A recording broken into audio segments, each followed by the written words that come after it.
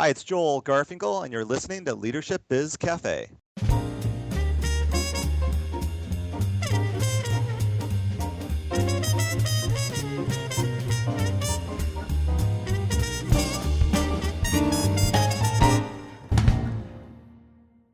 Hi everyone, this is Tanvir Nasir, and on today's episode of Leadership Biz Cafe, I'll be talking with Joel Garfinkle.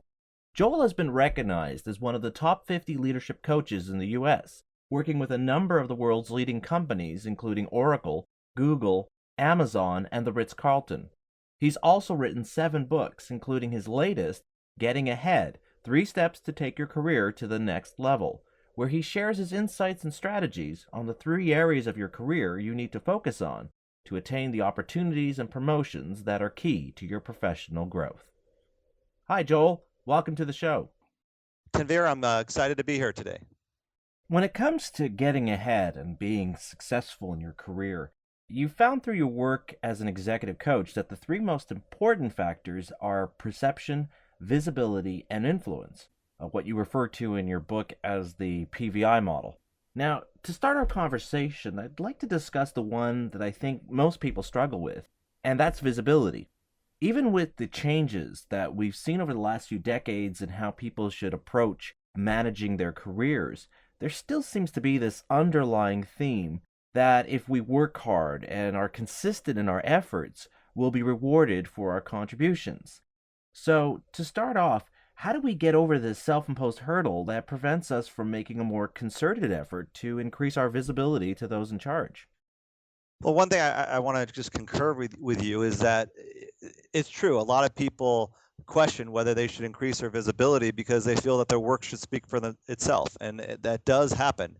And what happens is people get comfortable letting their work speak for themselves. They don't want to put themselves out of their comfort zone. They don't want to take the risks that sometimes are necessary to be visible. But if they don't, if they rely too much on their skills and not make their worth known and don't do anything to make themselves visible, they're relying too much on what I call luck, chance, and hope. And those are 3 things you should never count on.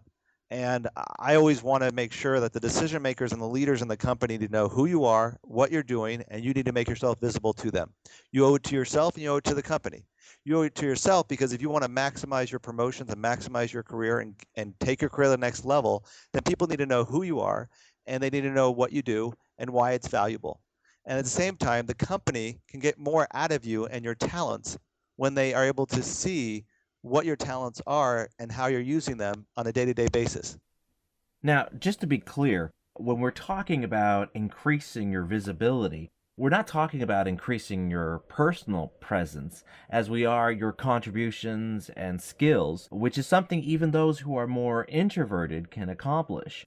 Because I think some people might believe that increasing your visibility is something that's easier for extroverted type personalities to do and not something that all of us are capable of doing. I would agree to a point. I think the part that I do agree on is that, yeah, you should make sure that people are aware of your contributions, of how you're making impact, of the value you're providing. They need to know what you're doing and why that's important to the company. And oftentimes they don't know it. And you do a poor job self-promoting yourself, and your manager does a poor job of knowing what it is that you do that's of value to the company. But I will also say that visibility, it is important to make yourself known. And it is important that you speak up at meetings, because too often I see people who don't speak up at meetings, don't share what they know, and people in the company don't know who they are. And so I had a client who was attended meetings all the time for over 10 years, and people really didn't know how to use her or leverage her, even though she was respected in the company. And what happened is she started to speak up at meetings more, even though she was fearful that she might say something wrong, or they might see her as incompetent, or she was fear of rejection or judged negatively. But instead, she started to speak up. And what happened was they started to know who she was, and they started to seek her out because they heard and what she said, and her knowledge capital that she shared started to get known and recognized, and people started to seek her out for her opinions, and she started to grow in the company and her influence because she was starting to show how much she did know and how valuable she was. So, I mean, I think visibility, increasing your visibility, is important on many levels. It's letting people know about your contributions and why that's a value, but it's also making sure that people know who you are and you speak up enough that you're becoming known throughout the company, not just in your group, in the division you work for, but also cross-functionally. Yeah, and it's interesting that you brought up the example of speaking up at meetings. I mean, that's something that I think a lot of people struggle with. That I don't want to say anything in a meeting. I don't want to rock the boat. I don't want to be the voice that goes counter to the groupthink. And yet, if we think about it, a lot of times when you get invited to these meetings, it's because people believe you have something of value to share, something to impart, and by not speaking up and thereby increasing your visibility, you're not actually living up to the expectations others have. I mean, that's the reason why you were at that meeting, is to share your experience, share your knowledge of what's being discussed. It's true. And when you're at the meeting, people, I think, sometimes forget. They get so fearful sometimes when someone two, three, four levels above you is at a meeting and you're like, oh my God, I don't want to say something and say something wrong. I mean, I get people who tell me, why should I be more visible and make a mistake and have everyone see it? And then I'll be judged poorly. So here I am at a meeting. If I speak up and say something that, if I don't sound as competent as I want to when I speak up, people will judge me negatively. And it's like, well, you got to take those risks because these people need to know who you are. They need to know what knowledge you have. And so it is important to share and not be so scared about what people might think, and instead be willing to put yourself out there and recognize that you're there not to focus on your insecurity, but focus on what you do offer and why you are being why you have a seat at the table. And this fear of how we'll look if we were to speak out at these meetings leads to the next step that you write about as being key to our ability to get ahead, and that is perception. Yes. In your book, you write about how our ability to succeed has more to do with how others perceive us than it does on how we perceive those around us. So, what are some of the ways that we can make sure we're being perceived in the right manner or in a way that will encourage us to be successful? Well, before I go to some of the points, I just wanted to share one story I think that's relevant here, and that Bob Seeler, he's a chairman of Saatchi and Saatchi, the global advertising agency, and he was in the job, and he was assigned to write a memo about the performance of a new product that was scheduled to go national in 3 months. He said he worked away, worked really hard. The memo came back; it was all marked up in red. He went into his boss's office to discuss it and said, you know, he said, Bob, you're a smart guy, and I want you in this group. But I also want you to realize that the memo will be seen by a lot of people who may or may not know who you are. This memo will form an impression in their minds. So from today, I want everything that goes out with your name on it to serve as an example of how you want people to think about you. Every memo you write is an ad about you and forms a lasting impression. Make it be the best it can be. So there's an impact with everything you do, everything you say, everything that there's people are constantly judging and evaluating and observing you. And it's important to recognize that these perceptions matter, and that the image you have, the attitudes you project, and the opinions you share, all of that is making impact. And so you have to be conscious that, well, then how will I change perceptions? Well, one of the things you can do is, one, you got to share your accomplishments more, because that can impact perception. The more you can talk about your business results, the value and impact you provide the company, um, financial terms of the impacts you make, those accomplishments do a good job changing perceptions because people are aware of your impact and value because they hear what you're doing. Identify advocates who can speak up on your behalf. That's another thing you can do to affect perception. Because when someone else can advocate for you instead of you doing it for yourself, there's nothing bigger than that. That's a third party sharing your praises. And when an advocate can campaign on your behalf and speak up about what you're doing that's benefiting the company, you don't have to aggressively self-promote. When they work on your behalf, it can make a huge difference. One of the ways you suggest how we can find out how people perceive us is through the process of asking for feedback. Now, most times when we think about feedback, it's about getting information about our performance and how well we're doing our job. In this case, it's a matter of getting feedback from others to understand how our actions, our contributions are being perceived, so as to ensure that we're creating the perception we want others to have of us and what we bring to our organization. Absolutely. And sometimes the feedback is critical or sensitive, but it's important to ask for specific examples, ask for feedback. And you can even say, like, hey, Bob, I didn't realize that some people think I'm always having to do it this certain way that you're stating. And I didn't know I was even giving that impression. And can you give me some situations where you've seen me do that, where I might have turned some people off? Or you might say, I can be, I want to know, how did I come across in that meeting I just led? And what did you think of the meeting? And can you give me some honest feedback? Because I'm trying to improve on certain areas and I want to know how I'm being perceived. And I realize the feedback you can provide me will give me insight on ways that I'm being viewed that I might not know about. It's so important in so many fronts where we have an understanding of how we're perceived because it really does impact how we're able to influence or affect change. If we have some idea of what we can do differently in our organization, how people perceive the actions and what we want to accomplish has a big part in that, right? It really does, and I think one of the key things is that people are afraid to ask for feedback. But I find that people already are thinking this way towards you. All you're doing is giving them an opportunity to share it. And when you sit down one on one with someone and you're really honest, and you ask them really honestly, you'll be surprised how often they're going to be willing to share feedback. I had a client who I worked with at Google, an employee who reached out to me for executive coaching. She didn't know how her colleagues perceived her, and she started to doubt her own abilities. And so she just finished a major project, and she used this opportunity to ask the project manager to debrief her on how she could gain some valuable feedback. And during that meeting, she made it clear that she wanted honest feedback and that she's trying to learn for the next time. And she accomplished two things by initiating the feedback. First, she got valuable feedback that was mostly positive, helped build her confidence, and gave her some insights on some areas she could improve upon. But she also influenced the project manager's perception of her because now he saw her as someone who wanted to improve herself and recognize the importance of her work she was doing for the company. So there's a lot of impact that can come when you ask, and people will be quite surprised how revealing people will be and how open and honest people will be and how helpful that will be in your career. Now, let's shift to the third component in your model of how we can get ahead in our careers, and that's being influential. Now, certainly thanks to the rise and mass adoption of social media, there's a lot of interest in identifying and learning ways of how we can become influential online. But in terms of managing our careers, what does it mean to be influential, and how do we increase the level of influence we have in our organization?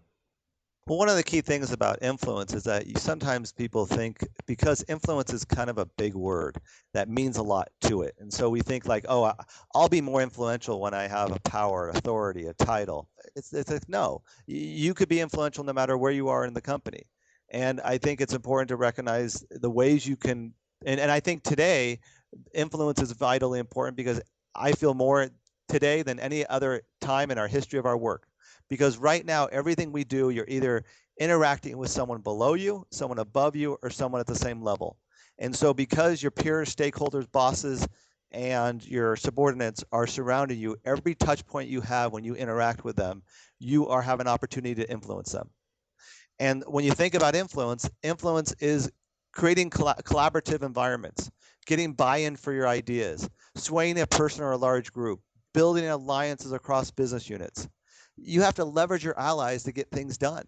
And sometimes you need to alter or change a situation to meet an objective. So you have to be really good at influence in order to drive things forward, help the company move things forward, drive change, make impact.